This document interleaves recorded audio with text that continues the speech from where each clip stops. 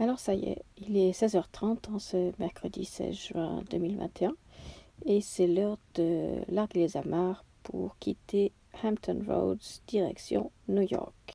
Pourquoi 16h30? Parce que c'est l'heure où le courant de marée s'inverse et il va donc être avec nous pour nous porter vers la sortie.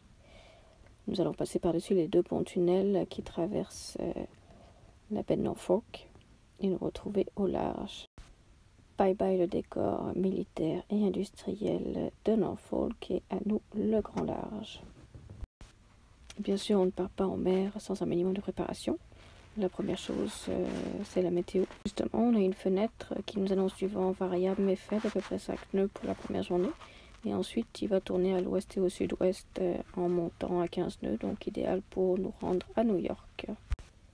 Reste à préparer le bateau, faire le plein de diesel, d'eau, installer les lignes de vie sur lesquelles on pourra s'attacher pour se déplacer en toute sécurité et s'assurer que l'équipage est prêt, c'est-à-dire reposé, en bonne disposition. On a pris une douche, on a fait une dernière épicerie, donc tout va bien. Les premières heures qui suivent le départ, nous suivons les bouées de chenal pour nous éloigner de la côte.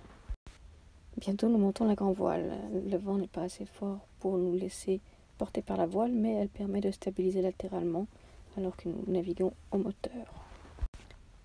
Dauphin, coucher de soleil, et bientôt la lune, les étoiles et même la voie lactée. C'est superbe. Bien sûr, qui dit navigation au large dit 24 heures sur 24, c'est-à-dire que nous répartissons la journée en quarts pour qu'il y ait toujours quelqu'un qui soit de veille. Donc si Bernie se repose, c'est moi qui suis de quart, et si je me repose, c'est lui qui est de quart, c'est-à-dire que nous sommes en charge de la marche du bateau, s'assurer que tout fonctionne correctement, de la route que nous suivons. Il faut donc rapidement trouver un nouveau rythme, adapter son repos et également les repas, tant la préparation que ce qu'on va manger. Si les conditions se corsent un peu, la préparation peut être plus ardue et les envies peuvent être différentes aussi. Donc il est important d'avoir plusieurs options suivant les conditions et les envies. Côté sécurité, dans des bonnes conditions et de jour, nous portons soit le gilet de sauvetage, soit le harnais. Par contre, de nuit, nous avons et harnais et gilet de sauvetage et nous sommes attachés au bateau. Avec comme consigne de ne pas quitter le cockpit sans avertir l'autre. Après une belle nuit sous les étoiles, la journée suivante s'annonce moins plaisante.